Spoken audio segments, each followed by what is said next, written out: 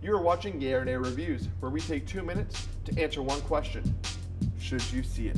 In 21 Jump Street, Jonah Hill and Channing Tatum are two rookie cops who screw up an arrest and are put into a special police division, the Jump Street Division, where they pose as high school students and try to infiltrate a group of drug dealers to find the supplier of a new synthetic drug that has some crazy possible side effects, including death. Loosely based on, no, scratch that, an homage to, not even.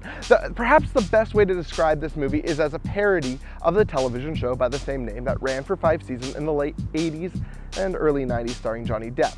The movie even makes fun of itself for being recycled garbage from the 80s since no one can come up with any sort of original idea or concept anymore. Now, I'm skeptical of Jonah Hill movies. Sure, Superbad was great, but what other leading roles has Hill had that scream it from the rooftop funny? Accepted? More like rejected. The sitter? More like the shitter. But here, 21 Jump Street, skinny Jonah Hill has refound his calling as an overconfident actor who can play a great timid character. And the other half of the duo, Channing Tatum.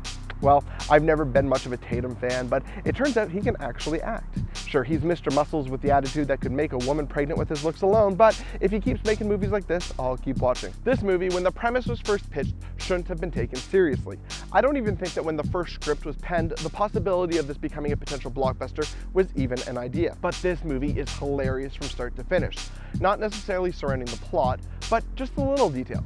For example, the base of operations for 21 Jump Street is out of a church with a Korean Jesus on a crucifix, which becomes the premise for many racist yet knee-slapping jokes.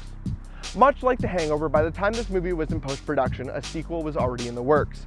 We can hope that when it happens, the sequel to 21 Jump Street has more originality than the Hangover sequel did. But in the meantime, 21 Jump Street, yay! What did you think? Does this movie deserve a sequel? Tell us in the comments below or join the discussion over on our website, shouldyouseit.com. And if you're looking at checking out some other comedies, here's a couple of reviews that you might want to see. Happy movie going!